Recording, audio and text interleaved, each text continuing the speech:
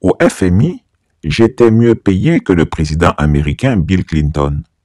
Chris Yapi décortique ce gros mensonge d'Alassane Ouattara.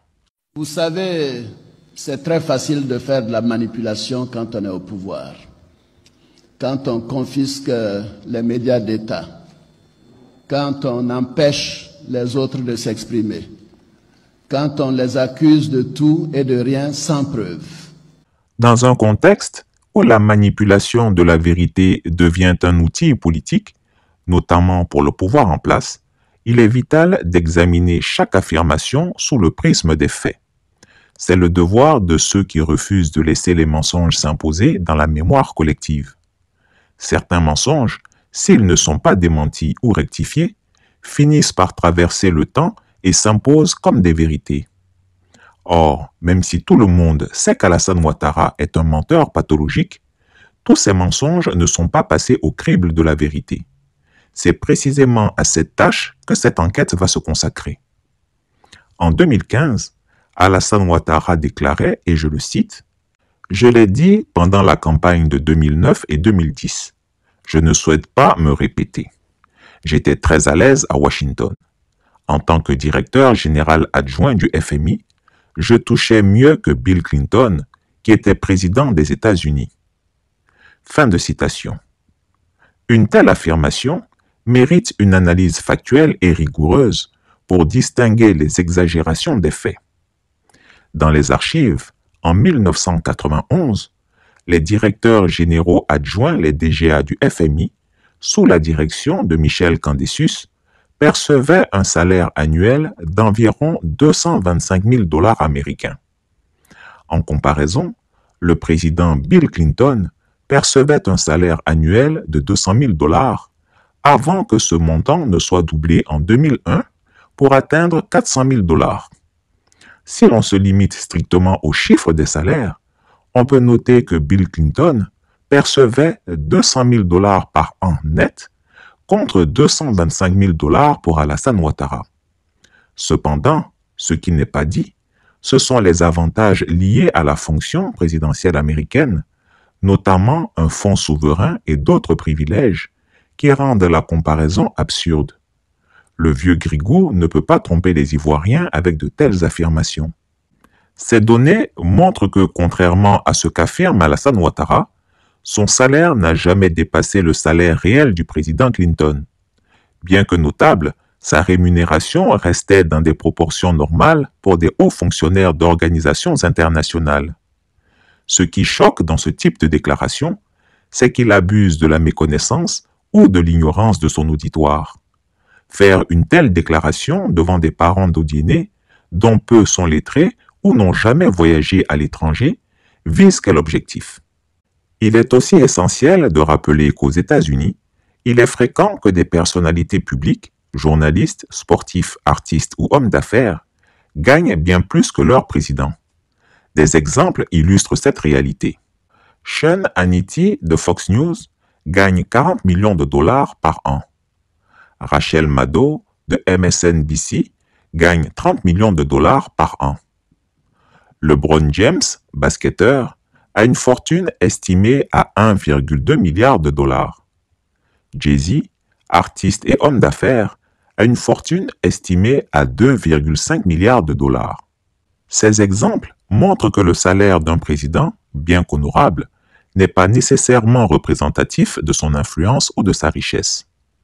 Et puis, si le tyran Ouattara voulait démontrer que les avantages financiers de la fonction présidentielle ne l'intéressaient pas, pourquoi n'a-t-il pas renoncé purement et simplement à son salaire lorsqu'il est devenu président?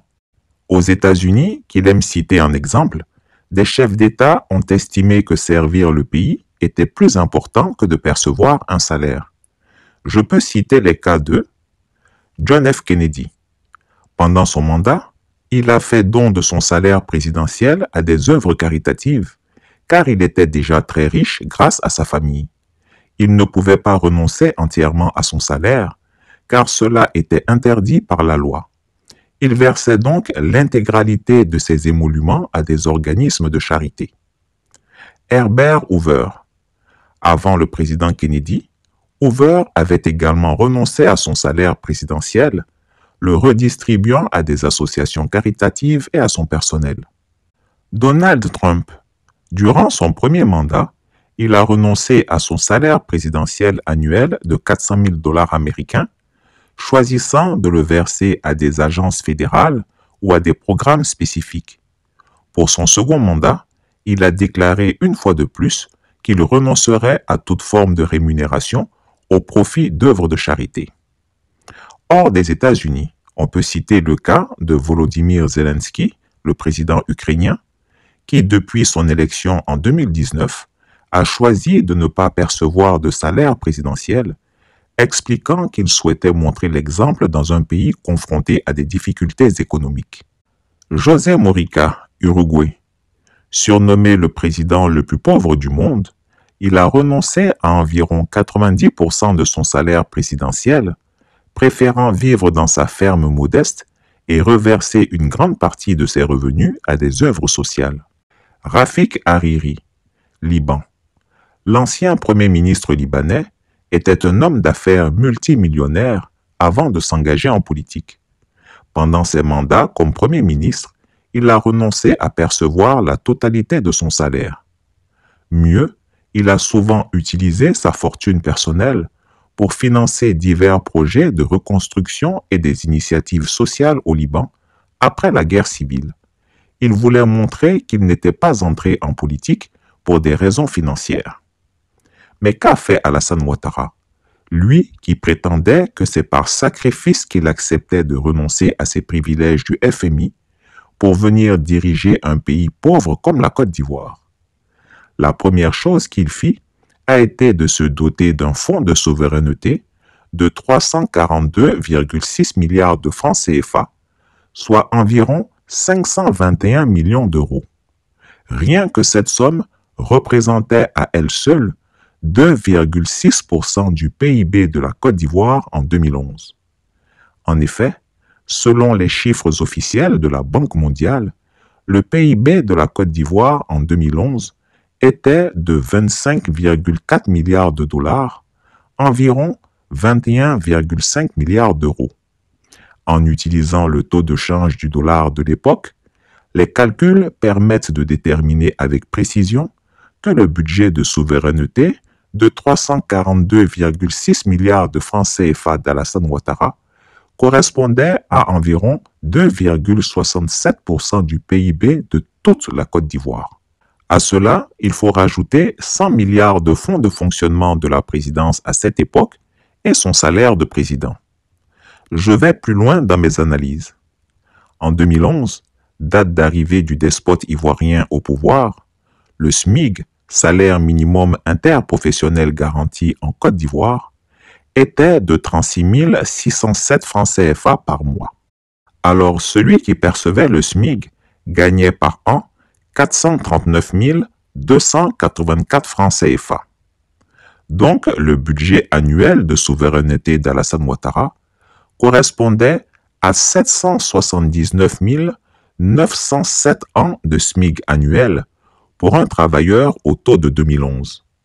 C'est-à-dire qu'avec le budget d'une seule année, Alassane Ouattara pouvait payer un travailleur au SMIG pendant presque 780 siècles. Et ça, c'est pour une seule année. Imaginez sur bientôt 15 ans.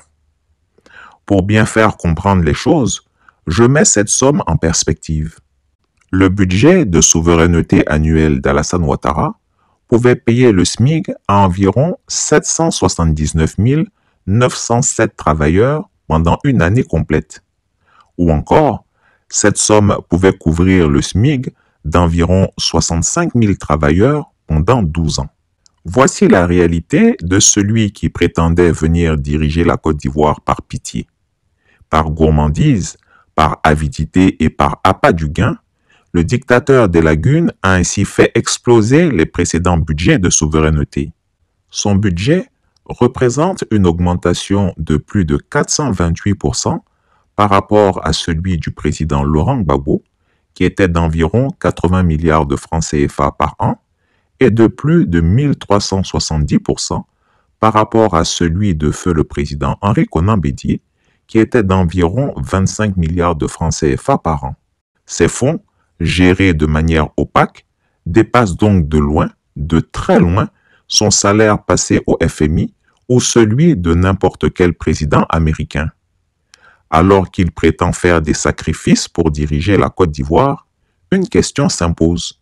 Si c'est un fardeau, pourquoi a-t-il violé la Constitution pour s'octroyer un troisième mandat illégal et illégitime et envisage-t-il un quatrième? Ces actions, incluant la modification des règles constitutionnelles en 2020 pour rester au pouvoir, ne reflètent pas celles d'un philanthrope ou d'un serviteur du peuple. Le véritable sacrifice est celui des citoyens ivoiriens. Pendant qu'une minorité proche du vieux Grigou accumule des richesses colossales, le peuple continue de subir la pauvreté et les inégalités. En réalité, Alassane Ouattara n'est pas ce philanthrope qu'il prétend être. Ces déclarations relèvent d'une stratégie visant à réécrire l'histoire et à manipuler l'opinion publique. Mais les faits parlent d'eux-mêmes. Loin d'être un homme de sacrifice, il incarne un système basé sur le népotisme et les privilèges. En démantelant ce type de mensonge, nous rendons un service non seulement à la vérité, mais à chaque citoyen. La Côte d'Ivoire ne mérite pas des leaders qui s'enferment dans des illusions, mais des serviteurs prêts à affronter les défis avec honnêteté. Chris Yapi ne ment pas. Retrouvez Chris Yapi sur ses deux chaînes YouTube, sa chaîne Rumble, ses comptes TikTok, X, Instagram, VK et Threads.